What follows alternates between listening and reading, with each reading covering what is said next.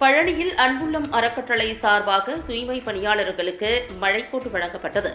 திண்டுக்கல் மாவட்டம் பழனி வ.உ.சி. மத்திய பேருந்து நிலைய வளாகத்தில் செயல்பட்டு வரும் தூய்மை பணியாளர்கள் அலுவலகத்தில் தூய்மை பணியாளர்களுக்கு மழைக்கோட்டு வழங்கும் நிகழ்ச்சி நடைபெற்றது. முன்னதாக மழைக்காலம் தொடங்கியதால் தூய்மை பணியாளர்களுக்கு உதவிடும் வகையில் அன்புள்ளம் அறக்கட்டளை சார்பாக நகராட்சிக்குட்பட்ட 15, 16, 17, 26 ஆகிய வார்டுகளில் பணிபுரியும் பிரிவு 2 மண்டல தூய்மை பணியாளர்கள் 27 நபர்களுக்கு மழைக்கோட் வழங்கும் நிகழ்ச்சி நடைபெற்றது.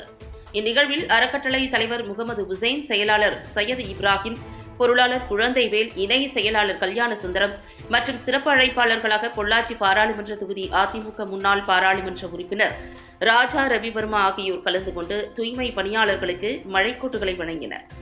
தூய்மை பணியாளர்களை ஊக்குவிக்கும் வகையில் மழைக்காலத்தில் உரிய நேரத்தில் இதுபோன்ற பாதுகாப்பு உபகரணங்கள் வழங்கி வரும் அன்புள்ளம் அறக்கட்டளை நிர்வாகிகளுக்கு தூய்மை பணியாளர்கள் மற்றும் மண்டல அதிகாரிகள், தூய்மை பணி மேற்பார்வையாளர்கள் உள்ளிட்டோர் தங்களது நெஞ்சார்ந்த நன்றியை தெரிவித்துக் கொண்டனர்.